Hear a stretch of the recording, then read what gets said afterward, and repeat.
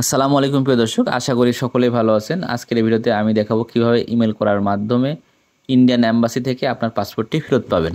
এই বছর 2024 সালের জুলাই ও আগস্ট মাসে অনেকেই ইন্ডিয়ান এম্বাসিতে ভিসার জন্য পাসপোর্ট জমা দিয়েছেন, কিন্তু অনেকেরই SMS আসেনি, 3 স্টেপ ডাউন হয়নি, ওয়েবসাইটও আন্ডার প্রসেস হয়ে পড়ে আছে। তো এমতো অবস্থায় কীভাবে আপনারা পাসপোর্টটি ফেরত পাবেন সেটিই দেখাবো। আমার পাসপোর্টটিও আটকে গেছিলো, তো আমি এই প্রসেসগুলো অবলম্বন করার মাধ্যমে আমি আমার পাসপোর্টটি ফেরত পাই। তো কিভাবে ইমেল করলে আপনি আপনার পাসপোর্টটি ফেরত পাবেন সেটি আমি আজকে দেখাবো।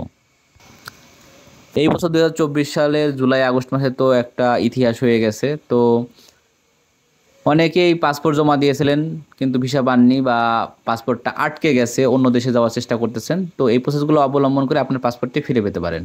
তো এটি হচ্ছে আমার ইমেল। আমি এভাবে ইমেলটি লিখেছিলাম। আমার নামের জায়গায় শুধু আপনারা আপনাদের নাম এবং ইনফরমেশনগুলো দিবেন। আর ইমেলটি আপনারা স্ক্রিনশট দিয়ে আপনাদের প্রয়োজনীয় তথ্যগুলো দিবেন, দেওয়ার পরে নিচে অ্যাটাচ করবেন এই জিনিসগুলো। এখন ইমেলের সাথে যে ডকুমেন্টসগুলো আপনাকে অ্যাটাচ করতে হবে সেটি হচ্ছে যে passport delivery slip, passport copy, NID কার্ডের কপি। আর যদি আপনি অন্য কোনো দেশে যাইতে চান, সে দেশে যদি ভিসার কপি থাকে তাহলে সেটা অ্যাটাচ করতে পারেন। হোটেল বুকিং কপি যদি থাকে সেটা অ্যাটাচ করতে পারেন। এয়ার টিকিট অ্যাটাচ করতে পারেন। তো আমি যেহেতু অন্য দেশে যাইতে চাইছিলাম, তো আমার কাছে এই ডকুমেন্টসগুলো ছিল নিচের, তো ওইগুলো অ্যাটাচ করে দিয়েছি যাতে বিষয়টা আরও বিশ্বাসযোগ্য হয়। আর যদি আপনার নিচেরগুলো না থাকে তো আপনার কাছে যে ইনফরমেশনগুলো আছে সেগুলো আপনি অ্যাটাচ করে দিবেন।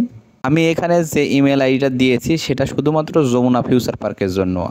অন্যান্য আইভ্যাকের ইমেল আইডিগুলো ওদের ওয়েবসাইটে দেওয়া আছে, আপনারা সেইখান থেকে কালেক্ট করে ওই ইমেল আইডিগুলোতেই ইমেল করতে পারবেন। আশা করি পাসপোর্টটা পেয়ে যাবেন।